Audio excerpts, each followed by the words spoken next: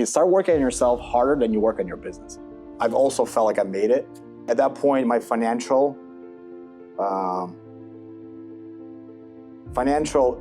status exceeded my personal development, and I was able to almost lose it all very, very quickly. You should always try to pursue self-development higher, and I try to build people up. So what I do is we set up our goals for the year, and I do one-on-one meetings with every single person. So how do you become that person? It's based on the person themselves and how they develop themselves.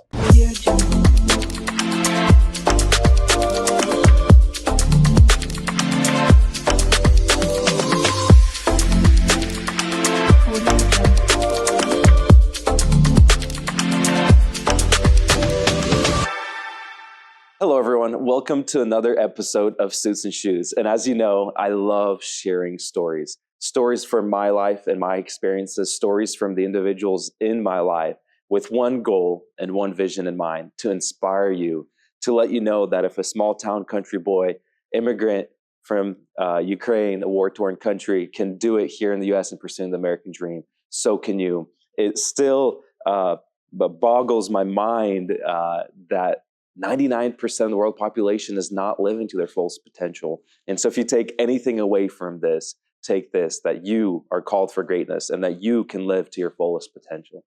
And so today we have a really special guest, close friend of mine, Vitaliy, who's flown in today to share kind of in short his story and the importance of self-development in success. Too many times we feel like, the fear of missing out, and we will chase crypto or chase the next cool thing, trucking or construction, and we realize we fail over and over and over again because I personally think, and Vitaliy, you might think or differently or explain more on this, it doesn't so much matter what industry you choose, so long as you're self-developing, building it right, doing it right, you can succeed in essentially any industry. And so Vitaliy has built a really successful company in the construction space called Legacy Homes. If you go in the subtitle section, you'll see the links there to his Instagram, social media pages. So make sure you follow, connect, and continue to support our journey. So Vitaliy, just jumping right in, what does a day in your life look, and what is it like being Vitaliy? Well, first of all, thanks for having me here. It's definitely a pleasure. Very inspiring going through your warehouse, the whole business aspect. Very, very big. You guys are going, far. A lot more complicated than construction, I would say. Yeah. Typical day. Well, I'll probably starting from my childhood and kind of, give you the big overview of everything. So I was born in Ukraine, in Odessa, or a little town off of Odessa. I lived there for 10 years, just your average kid, school, church, grew up in an average Ukrainian family, one of five, second in the family.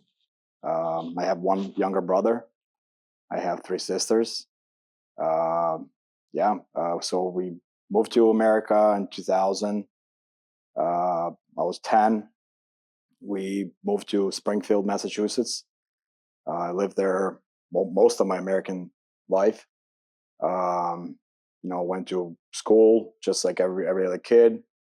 I would say around age of 13, 14, my dad was working as an electrician. Mm-hmm. And he constantly took me to work with him. And I still remember working on Saturdays at 9 p.m. thinking, why am I doing this? As a teenager. Oh, yeah. That's so cool.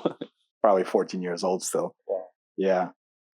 I think around high school, senior high school, I was already working half a day in a trade as an electrician. I worked for about, I think, 6 months for free for a company. And finally, I remember one of the guys there, licensed electricians, told the boss, goes, "Want to keep this kid around? You should probably start paying him." Wow. Yep. So that was that. Right out of high school, I jumped in working in a trade, working as an electrician. Started up a bunch of businesses, power washing, doing construction, landscaping, you name it. Tried a little bit of everything. I did that until I was about 21. By then, I was already a licensed electrician, working for a company still. Got married at 21, started a family. Still remember, I still have a paycheck in my office, actually. I think it's like $525 a week. Wow. Yep. From there, I started buying real estate.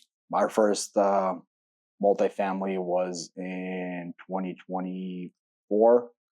I bought a 5-family, fixed it up fully. It took me around 6 months.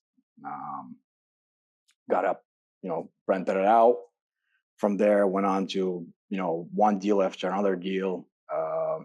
Long story short, around when I was 26, I quit my full-time job as an electrician and started pursuing, construction full-time. Fast forward, probably did around 100 deals.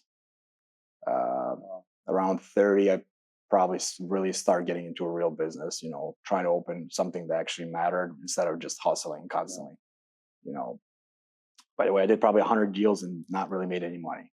Wow. It was just, learning the trade, learning the business side, just getting my feet wet. Yeah. At 31 and a half or so, I would say I moved to Charlotte. And that's kind of where my career really took off. We started looking into bigger parcels, bigger land, building, 10 duplexes at a time, 20 duplexes at a time. And that's where Legacy Homes was actually born. And I mean, today I'm here. My regular days looks like, I wake up pretty early, 4:20 every morning. Oh, wow. Yeah. Yeah. Awesome. I try to be pretty strict about that. I hit the gym first thing. Usually by 6:30, I'm already out of the gym. I try to hit my office around 7 a.m. I try to pack all my important meetings early in the day. By lunchtime, I'm basically done with all of that. And after that, I'm just, working on the business or in the business. And that's really inspiring to hear that the work it takes to get somewhere. So many people underestimate the amount of work. I've started telling people like, hey, it's probably easier for you just to become a bodybuilder and just become like the next Schwarzenegger, fit and built, than it is to build a business. There, you're like, you eat healthy, eat good, and hit the gym. I think Schwarzenegger in his prime did 6 hours a day in the gym. Yep. Just hang on the gym for 6 hours, eat his crazy protein shakes, raw eggs, liver, all of it, and you become super fit and built. With a business, there's so many variables. With a business, there's just one thing we talk about: interest rates. Interest rates can annihilate your and my business overnight. If the interest rates go up or down, it doesn't affect your lifting in the gym. I want to talk about and start with the biggest challenge of an entrepreneur, and that's the stress. We were talking about it earlier today as we walked the factory. A lot of people, they see my fancy Instagram posts and my smiles and my motivation talks, and they see the good of me, but they don't see the fact that, just last night, I had a lot of stress build up, a lot of pressure. 2 a.m. I can't fall asleep. I'm feeling nauseous from the stress and the pressure. Don't know what to do. I start, meditating on the word of God and praying.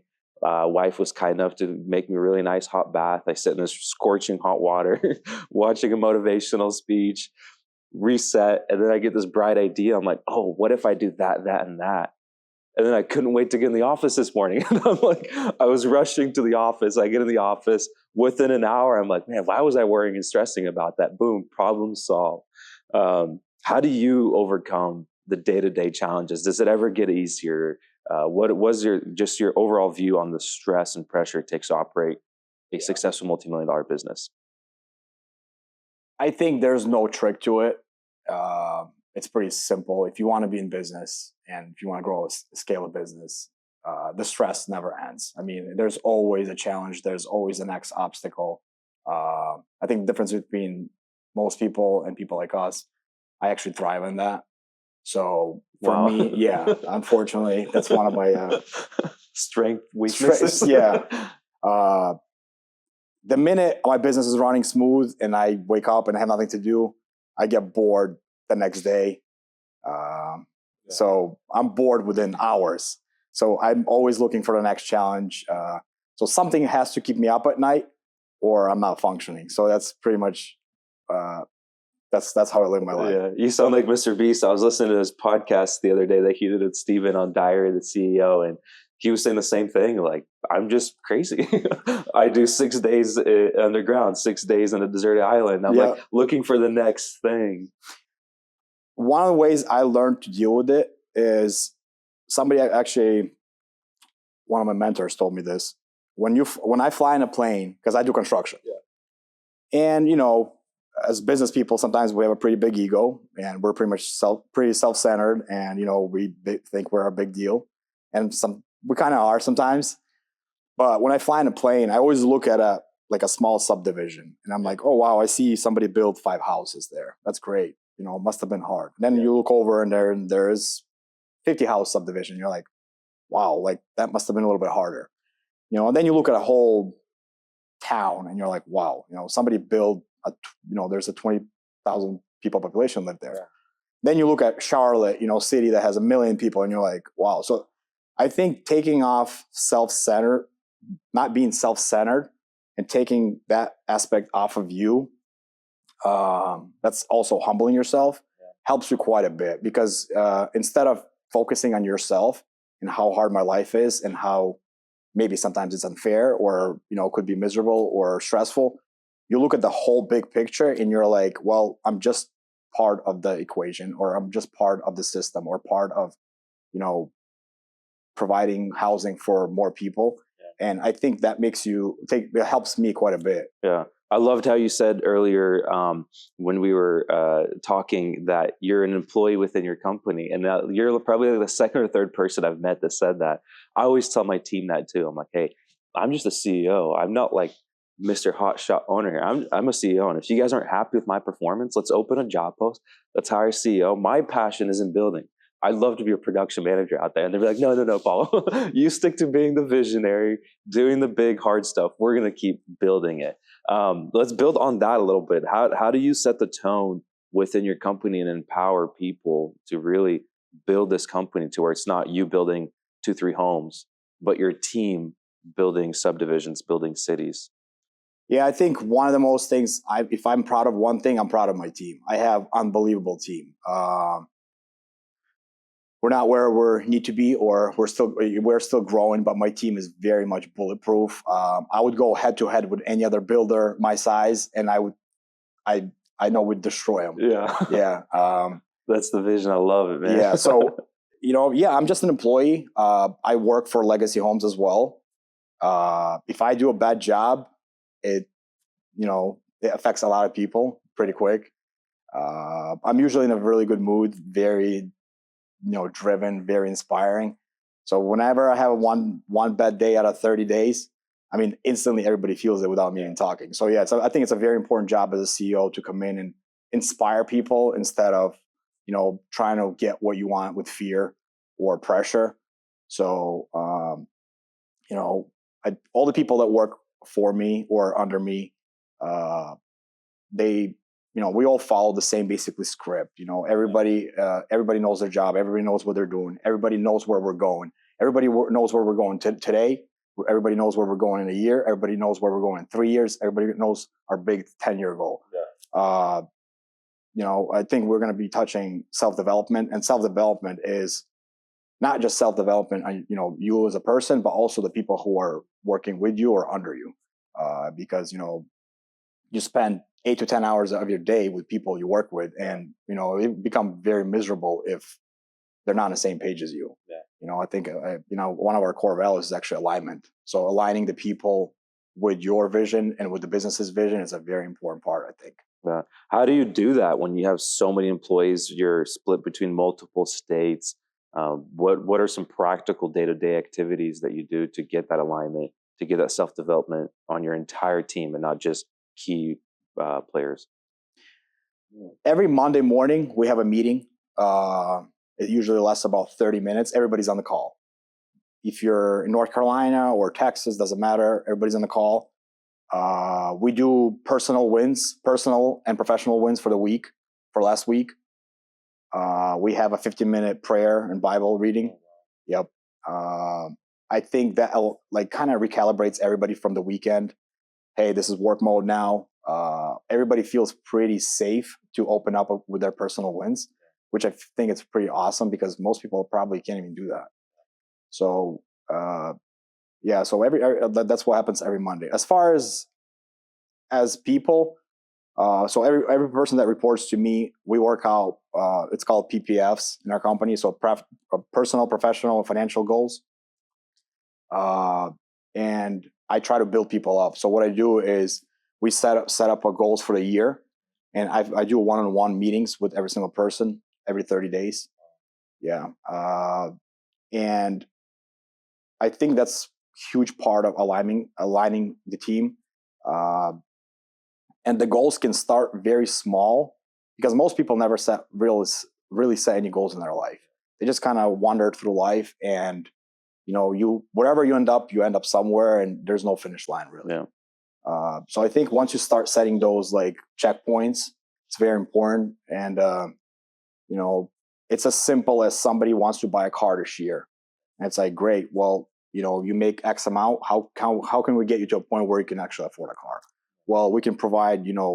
We have bigger opportunities in this company, and this is where you can go to make more money and being able to afford a car. So as simple as that. So yeah, we have a build out for basically every employee has that kind of like a goal setting track record. Yeah. And they know if the company wins their personal goals and they win as well. And I think it's a very, very important part of our culture. Yeah, I know for us as a company, a lot of books played a role in shaping us, but I think the key book that really restructured us was Traction. It's the EOS platform, and we started about a year ago, and it was a game changer. Just being able to get everyone on the same page, getting everyone to memorize our values, understand our vision, our goals. Like even one department, purchasing, when they realized what our goal is, she goes, "Wow, I can be negotiating even bigger and getting us better deals." Boom. Within 12 months, a couple $1 million saved. It's like just because we realigned and made every single player understand where we're headed, it helped them do their jobs better. What are some things you've done as an organization, whether it's a book or a program or a conference, that you feel like really helped you guys self-develop as a company? We actually read that book as well. That's awesome. Yeah, I don't believe we fully implemented it, but we definitely took out a lot of key components out of the book. That actually, by the way, any entrepreneur that's looking to scale a business, that's a great book to read. About 4 years ago, I met a guy that was pretty successful.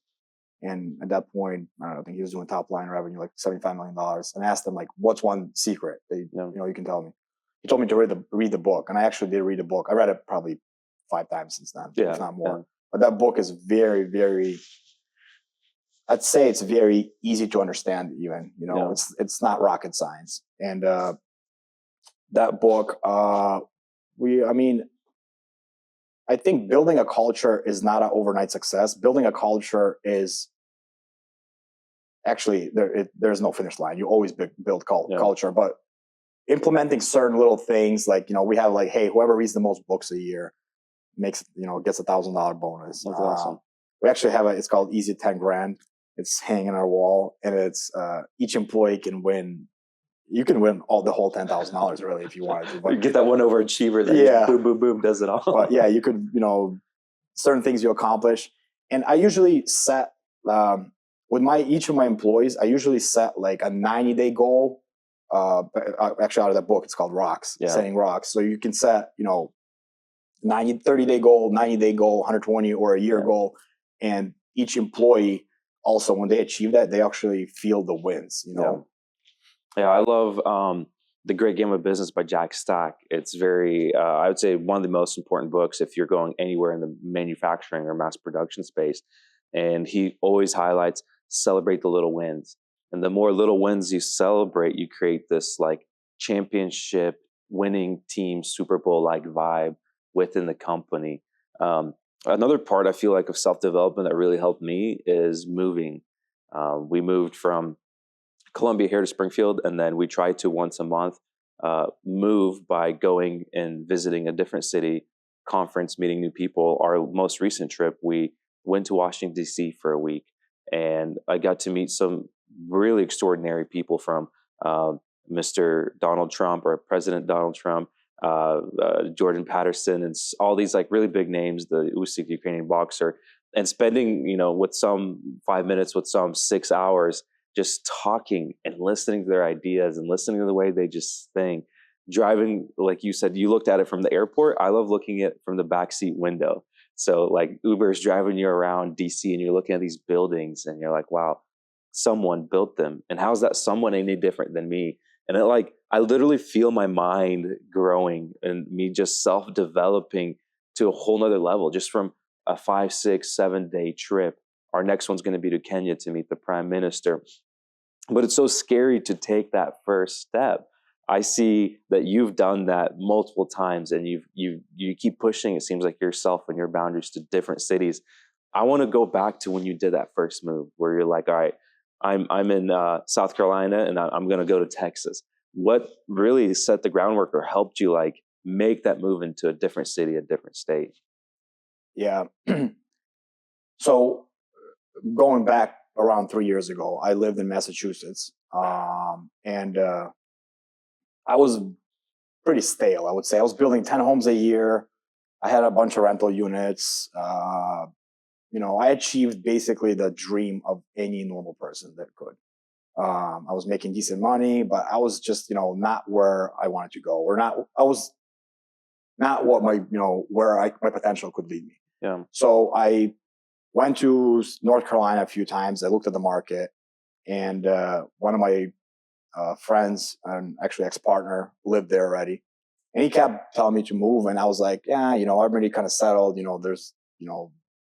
I'm happy where I'm at. And I visited him like 2 or 3 times. And a third time, I was like, I'm moving. I went back home. I built a brand new house in Massachusetts. I went back home. I probably lived there for 2 or 3 months, put it in the market, put all my real estate in the market, sold everything. 2 months later, I'm in Charlotte. Wow. Yeah. So I think that was a big mind shift for me, where, you get comfortable feeling uncomfortable. Yeah. So we moved there, did a startup there that didn't work out. Lasted about a year. We went from 0 to $10 million in 12 months. Wow. Yep. Didn't work. With Legacy Homes was a second startup. Again, we went Legacy Homes first year, 0 to $10 million first year. Boom. Yep. So then you kind of get used to being uncomfortable, I was at an event, 10X Grant Cardone event. Yeah. And there was a speaker there. I still remember the guy. And, I was kind of like dealing with a bunch of challenges and everything. And, I was kind of, talking about business and how hard it is and how I'm crashing and burning and all that. And, he looked at me and he just goes, I would never burn out. And I'm like, okay. He's like, yeah, I'm relentless, and I'm like, wow. And like, I felt, the guy was like very, very strong. It was like David Goggins, was it? No, it wasn't. I read his book recently, and he talks about that he does too. As well. But yeah, and I'm like, wow, this guy's different. I'm like, the guy's 50 years old. He's like a very good shape. He's tall. He had like a $50 million operation at that point. And I'm like, and he's like, you just got to start self-developing. So you start working on yourself harder than you work on your business. Yeah. And I was like, wow, I'm like, maybe he's onto something. And like, I remember I was sitting there, and I'm like, I'm going to make a decision to become a real leader instead of just a business owner. And that was probably like 2 years ago. And it's one thing saying it. It's another thing of actually going all in on it, because there's a lot involved in being a leader.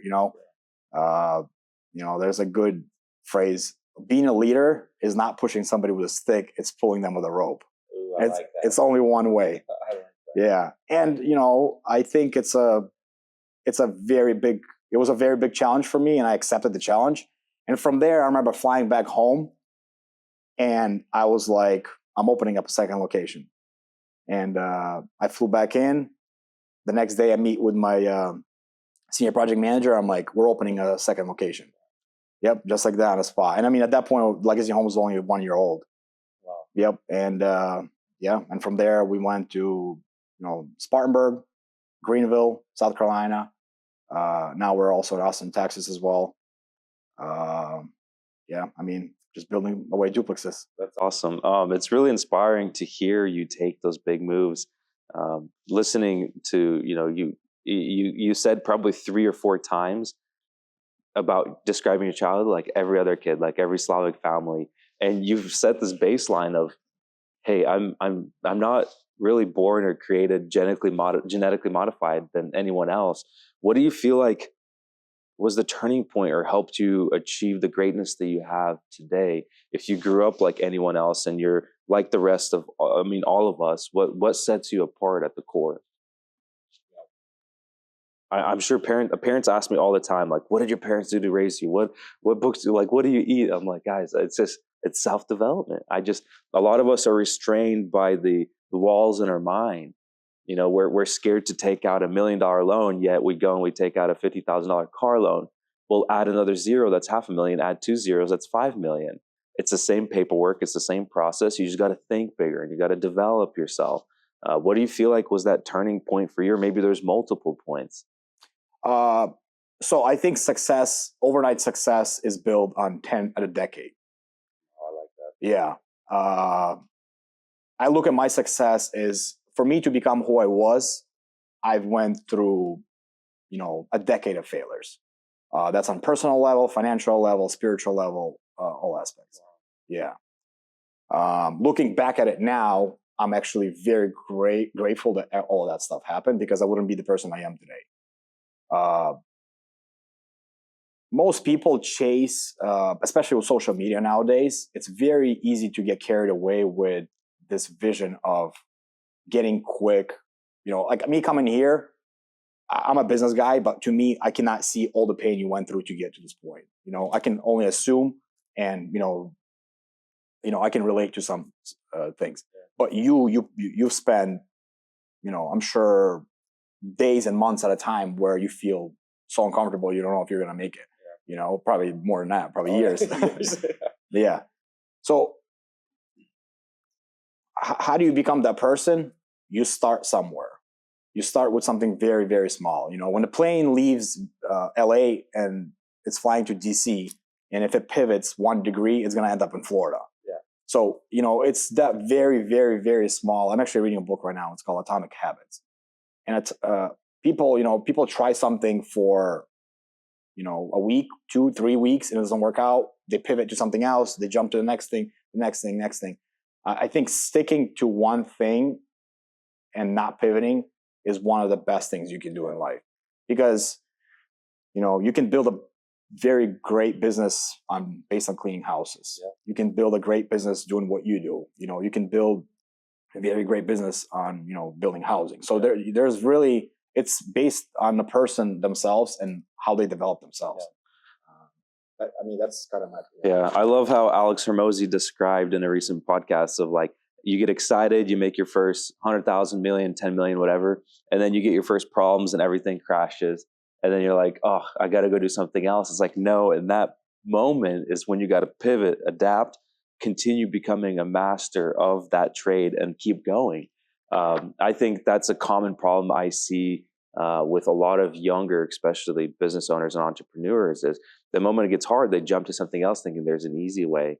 I have my own personal quote that I've developed over the years, and saying, I'm an overnight success, American dream. You got that right. But my night has been going on for 29 years now. And I don't know if I'll ever see the morning. It's so hard. And people are like, whoa. And it puts in perspective. I remember early on, one of my first customers, after sharing my vision to them, and I told them, I'm going to get this all done in 1 year. And we got a lot done in 1 year, not probably half of what we wanted to. And he told me, he's like, Pavel, it takes at least 10 years to build something worthy of praise. I'm like, wow. Then I meet another local billionaire, and I start talking to him and sharing my vision, my plans. And I love, in large part, like really ultra high net worth successful individuals and politicians, because they remind me of like my dad and my grandma. They'll sit and they'll hear you out. Young business owners, the ego is so high, they'll interrupt you and they'll hear you out. And they're like, hey, you have an amazing vision, but you're thinking in months. You need to start thinking in decades. In this conversation, he's like, start programming yourself to, at least since you're like really young and driven, think in 5-year increments. It's like you can't accomplish anything great in less than 5 years. And that was like a pivotal moment in my life. Most recently, is I started reprogramming my mind to think in 5-year increments and 10-year increments. What is this going to look like and be worth in 10 years? If I start right now removing, the snack from my life, what is my life going to look like in 5 years? If I start this new exercise, what is it going to look like in 5 years? If I start this new venture division, what it's going to look like in 5 years? And being able to have that long-term mindset is so crucial in that. What is your vision? What is your goal? Do you have like a 10-year, a 100-year? Like what is, I feel like Legacy Homes has to have some kind of legacy behind it. What do you want your legacy to be? Just for the business. So we started out with 80 doors our first year. Our goal was 80 doors. That's not completion. That's doors we kept. So we actually keep the real estate. We don't sell it. We only sell probably 20% of our portfolio. Wow, that's powerful. Yeah. So that's actually very long goal. So you're like your own bank. That's awesome. Not there yet, but yeah. So our goal is to just own a lot of inventory. Our 10-year goal is 3,700 doors. Yeah. Where'd you get that number from, if you don't mind me asking? Or is it just... There's no science behind it. There's science behind it. There's nothing superstitious to it. Yeah. So we were going to double down the first 3 years. And after that, I wanted to grow 25% every single year. So that's kind of where... That's very strategic. I like that. Yeah. So that's how we ended up with 3,700 doors. That's our 10-year goal. I think I can easily align my core team with a 10-year plan, because most people, it's very hard to make people get people on the same page for 1 year, never mind 100 years. So that is our basically like a first big step. That's where we're heading to. By then we'll probably be in multiple states. My goal right now is in Charlotte area to own around 1,000 units in Charlotte area first, and then obviously as we spread out into other states. That's powerful. I know for myself, whenever I made my first $1 million, we got the house, the cars, the phones, upgraded our clothing, our lifestyle. And then after we kind of accomplished, we didn't have crazy dreams of jets and yachts. I feel like that's a deceptive social media, and most of it's probably fake from what I've seen and learned. And so we wanted a nice house in the country, the 10 acres, some say 40. We wanted 10 acres. We wanted some cattle. We got some cattle. We wanted to have our own sink in the bathroom. That was important for us. So she has her sink. I have my sink now, our own mirrors. We wanted a closet where we can have, separate clothing. We're not jammed into one closet. And so we worked really hard to we wanted 2 AC units, 2 heating units. When we were in college, we didn't have central heat and air. So it was really brutal. And so we wanted to make sure our house was cooled and heat. And like we accomplished all of this in just a handful of years of hard work and grinding. And then we're like, wow, that's it. And we noticed that there's still this emptiness inside. And not having our own children, we realized for us it was having children. So we started fostering, and then philanthropy work. We realized that the more we gave to God's kingdom and helping orphanages and helping families with a lot of children and elderly folks in Ukraine and Africa and here even locally, that gave us like our fulfillment. We're like, wow, this is like almost like a greater feeling than when we got our dream home, when we got our dream cars, which is just Teslas, by the way, not any Lamborghinis or Ferraris. People tend to take me out of context when I say dream car, just a Tesla. And so for me, it was like, wow, I get a greater fulfillment from this. And I started like understanding successful leaders like Richard Branson and these other big guys, why they spend so much of their money and time in that. Do you feel like that's a stage of self-development of when you realize like, wow, money doesn't really buy you happiness, and to the extent of where philanthropy does? Yeah, actually, how old were you when you got your first $1 million? I was 25 years old. Yeah. So my story is I was 28. My first time my net worth was over $1 million. At that point, I had 44 units in real estate, and I also felt like I had a Tesla X. I've also felt like I made it, and I think at that point, my financial um, financial status exceeded my personal development, and I was able to almost lose it all very, very quickly. Wow. Yeah, so that's another very important reason why you should work on your self development, because uh, there's a bracket of self development. There's also a bracket of financial. If one of them surpasses each other, usually the other one catches up pretty quick. So I think you should always try to pursue self development higher than the financial status. It's very important. I have an interesting story as well. When I was probably around 3 years ago, I went to Ukraine as well, and I was able to kind of see the world in a very different perspective. And I would recommend that to anybody who is kind of stuck in life, to able to see actually how good your life is. I ended up going to Ukraine. Uh, we traveled. I went with my buddy. We traveled in 10 days. I believe we went like 3,800 miles on a car. So we drove all night, spent all day helping people out. We helped over 70 families in like 10 days. Wow. It was just mind blowing. Praise God. And we found a few pastors that were helping some kids. Like, it wasn't nothing official at that time. And the second time we went back there, the war already started. So we went when the war started. I actually been there 3 times during the war already. That's amazing. Yeah, it was pretty. I've only gone once. Yeah. Yeah, and I talked to this pastor, and I'm kind of, stuck in life. I want to figure out something next. Again, just feeling too comfortable. Yeah. So we started with probably a group of like 100, 200 kids. So what they did during the week, they provide this church service for the kids, and they provide like a present and some food. And we started with like 100 kids. I think last year we closed out on a monthly basis a little over 1,000 kids. Wow. So that means that's our company sponsors that, not me personally. Yeah. So I think it's like, by the way, we use that as one of our like goals, is to be able to do that as a company, because the people who work in our company, they're able to provide and actually give something away without actually doing it financially. So they're part of something. But yeah, so every single week they visit these groups around 40 different locations in Ukraine, and it's total of a little over 1,000 kids.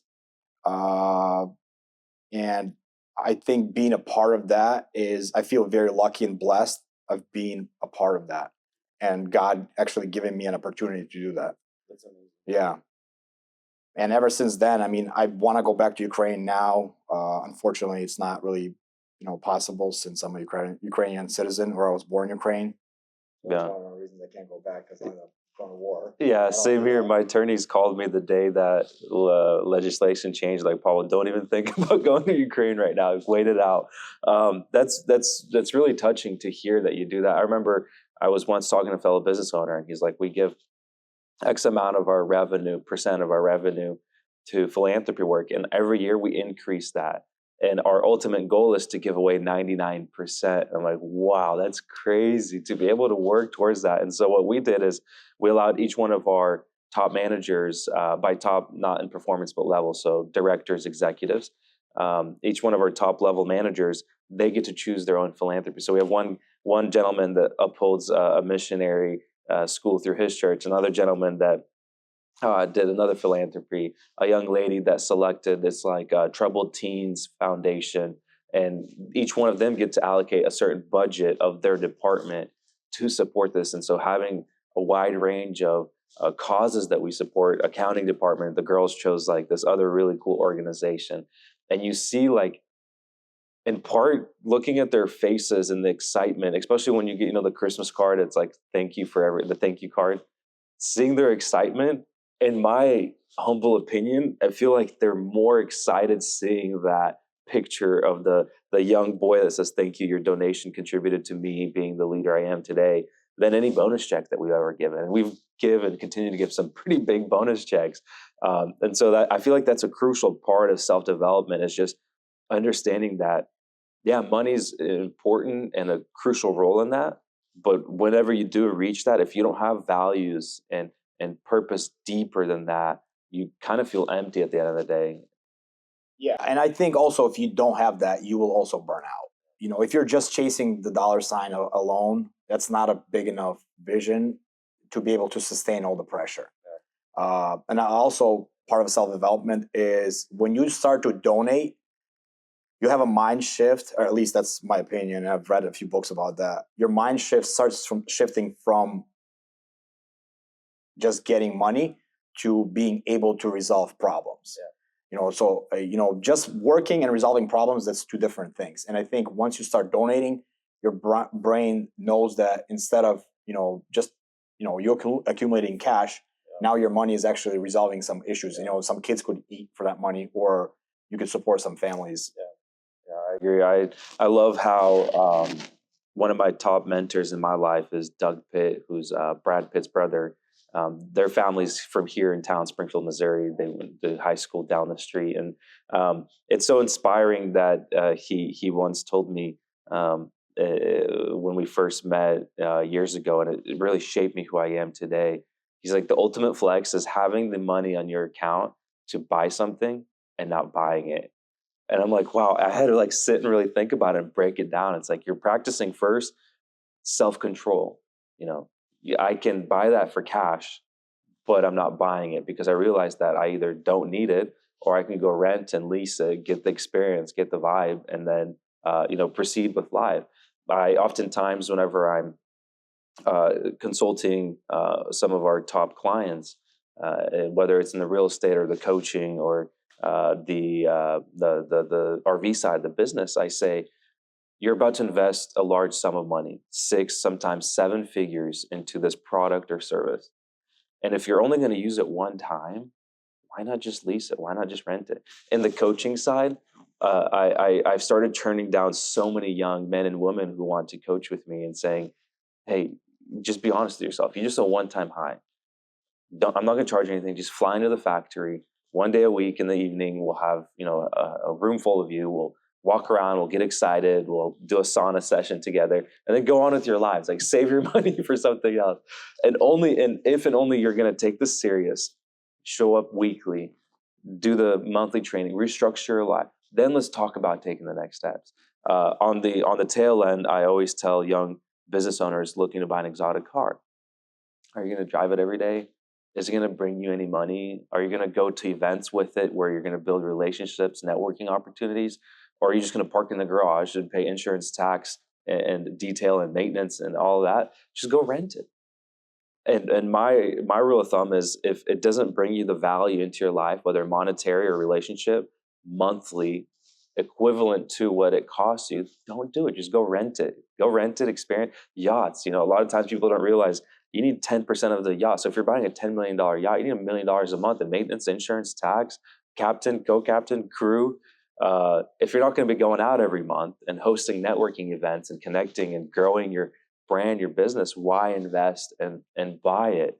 What is your kind of view or rule of thumb when it comes to these exotic high ticket items?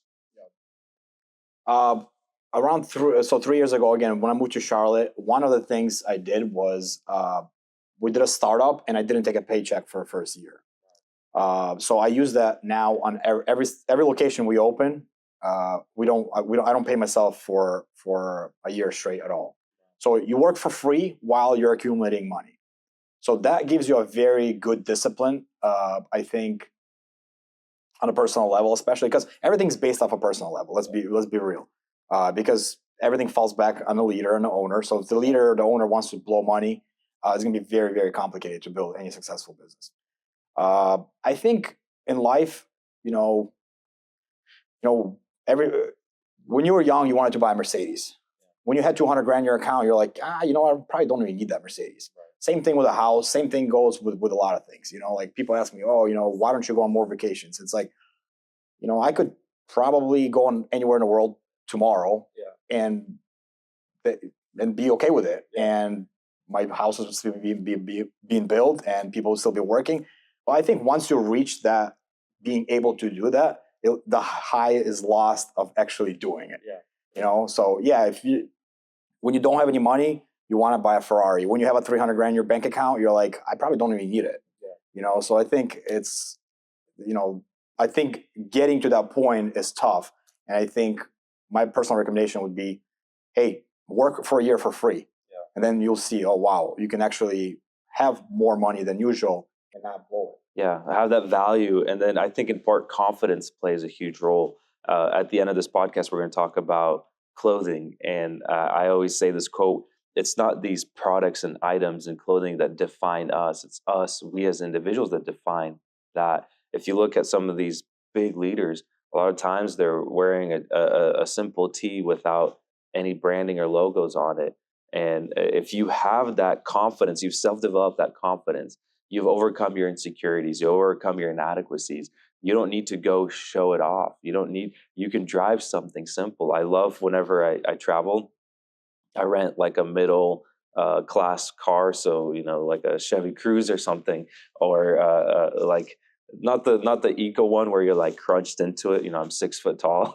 We have packages and stuff. And so I rent the middle class enterprise car, and I'll pull up to some of these big fancy houses and these big events, and people ask me like, why didn't you rent a Ferrari? Like everyone's renting Ferraris and Lamborghinis. And it's like, well, I'd rather, first of all, cut that check to my foundation and support X amount of people, first of all. Second of all, I'm not at a point where I need to prove myself.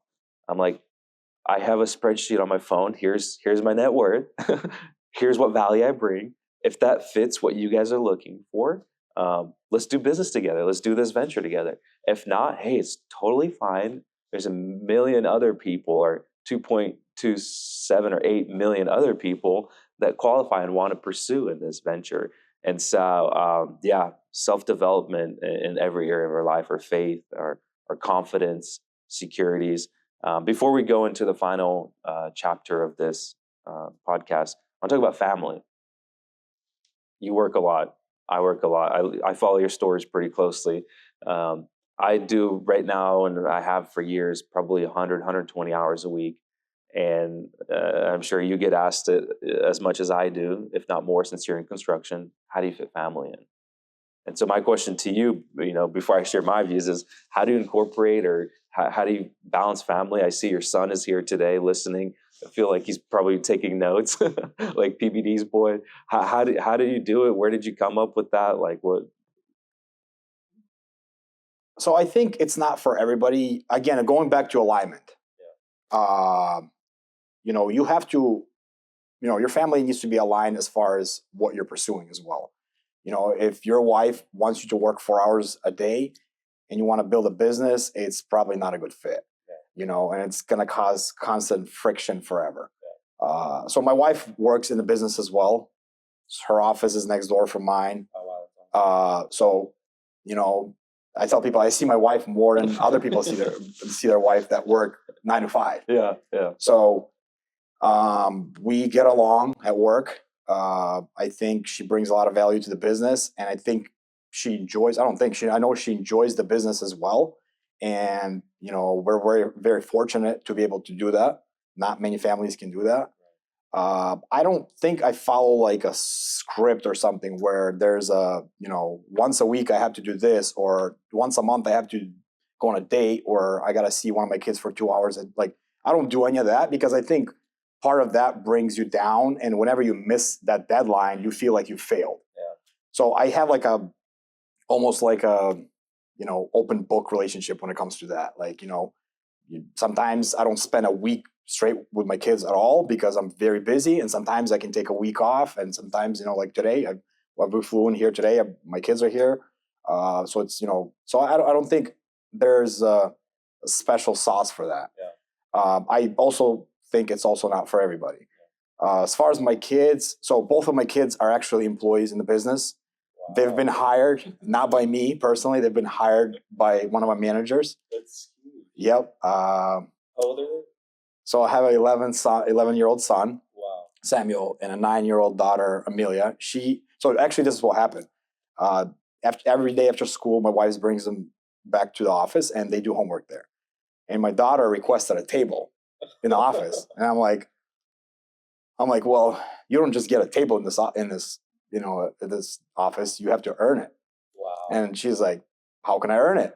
I'm like, well, you got to get a job here first, and then you got to work here for 30 days, and then if you qualify, we'll give you a desk. Oh, that's so powerful. I'm inspired. Yeah. So she went through the whole interview, just like application and everything. Application, the whole 9 yards. Wow. She got hired. She makes $2 an hour. Probably not a good thing to share. So we'll blur that part out. She works in the business. She reports to my CFO. Wow. Yes. And my CFO loves her. Like, she's like, this child's going to go very, very far. But I think, part of that is developing them at a very young age. Yeah. Like I can easily spoil my kids, and I probably do spoil my kids at certain times, but they also need to know that how hard we work, and it's a good thing to work hard. It's not like, a bad thing that, your parents have a business that, hey, my parents were never around. My kids are very close now. And like I said, they work in a business. They work 2 hours a day. They get a paycheck every single week. So they're building something, going forward. And I'm building one development. It's going to be called Amelia's Way. Wow. And for my son Samuel, we're building another development. It's called Samuel's Townhomes. So we're constantly reminding them that, like, this is kind of your project, and you need to be able to see the whole process from A to Z. Yeah. And being able to when you grow up to be like, wow, like I remember when I went to a job site and there was still framing stage or concrete being poured or stuff like that. So I think it's really, instead of taking it as a burden, you should embrace it. Yeah. And take it head on. And, people ask me, what would your kid's life you want to be? I wouldn't mind my son to live in my life. I think it's a very fulfilling life. Is it hard? Sure. But I think it's, looking at other people's lives that, just work a regular job. I would never trade it for anything. You're making me emotional, man. That's huge. I'm going to, Lord willing, when I get kids, I'm going to start naming lines of vehicles after them. That's huge. And it's there for forever. And it's like, it lays the roots down for them. I have a similar philosophy in my life is, why set yourself like, hey, date night, this, all these restraints? Why not make it in sync in your life? Why not have it synchronized? Like, why not incorporate your family in your work in your family, in your faith? And I love giving the example. I'm a big orchestra guy. So I played the cello in high school and middle school, and I love going to symphonies. And I'm like, any one of these instruments on their own, yes, they'll sound good if it's a good player, but you don't get the full scope and experience unless they're all together and they're all playing well. And then in addition, if you take just like the bass and the drum and you play them together, like maybe you can make a cool beat, but it's not really appealing, and it's not. But if you take all these instruments, all these spheres and aspects of your life, your faith, your health, your wealth, your family, and you bring it in like a symphony, and you can write books on it. I had a company recently reach out and asking if they can make a documentary of my life. I'm like, well, I started my journey. You asked me earlier how many percent. I think I told you like 1 or 2%. I love how you said 4%. And I can't even imagine what 100% looks like. I'm like, I'm just starting. I don't know what you would make a documentary about. Yep. They're like, your views and values and how you incorporated it. And they're like, you're already in the 1% of society. Like, we have to share your story. And it like really boils down to simple things. Like, when you're traveling on a business trip or to a conference, bring your family with you.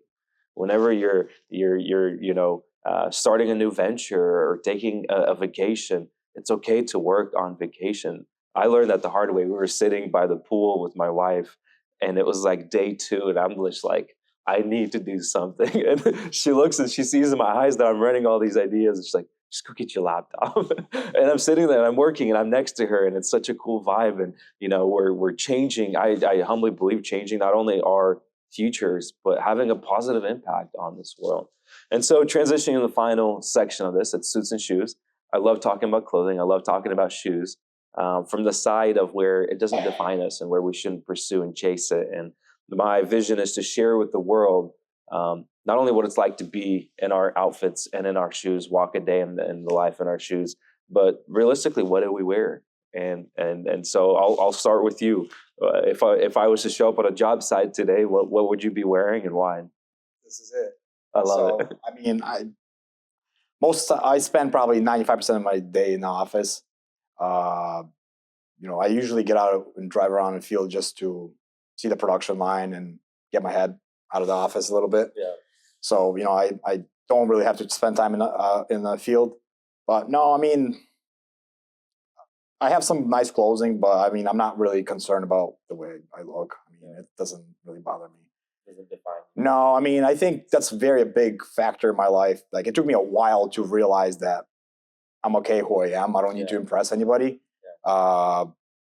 So no, I mean, as far as clothes goes, it doesn't really bother me. Yeah, I'm always told that I'm so blessed that I learned what I know about clothing at a young age.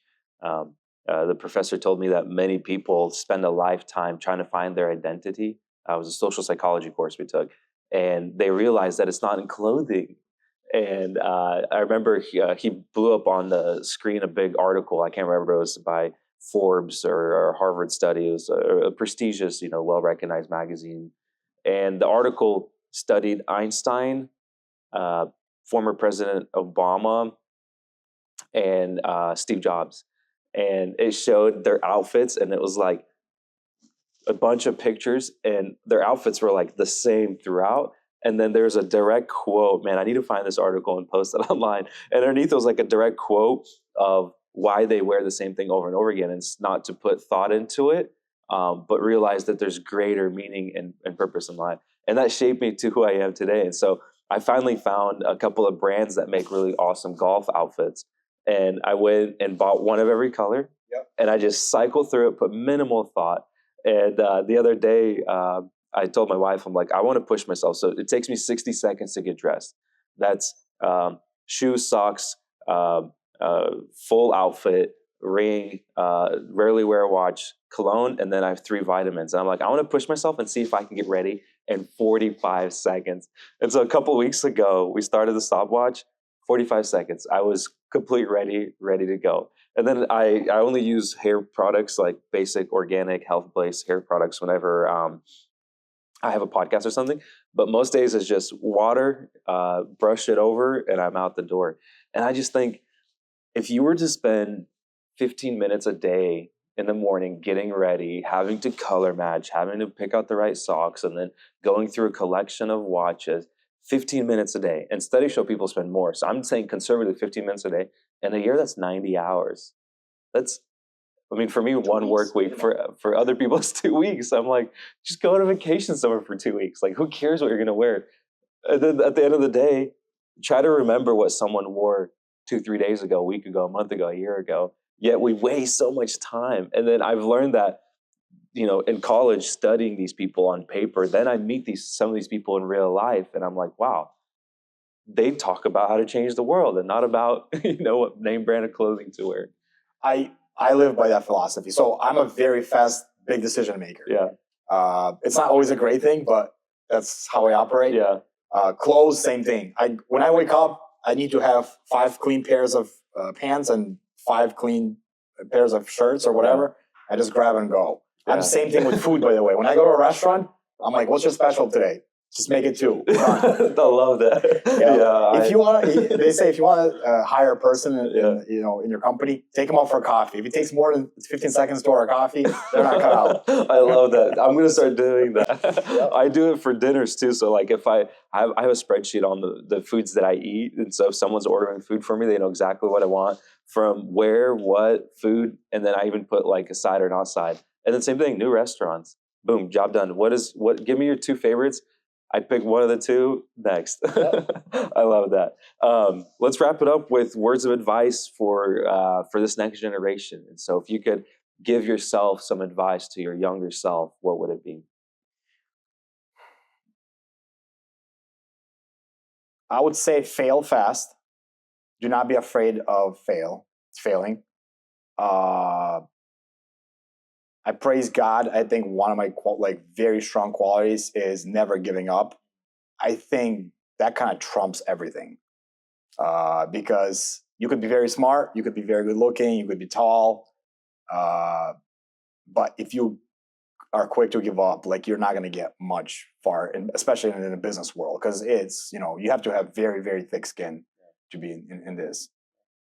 So I think one of the biggest things is probably just never giving up. Wow, I love that. Thank you, everybody, for joining us today in this life-changing episodes of Suits and Shoes. If you feel like this has had a positive impact on you, please like, subscribe, drop your comments, and then, of course, share it with someone else. Share it with someone else that you think really needs to hear this.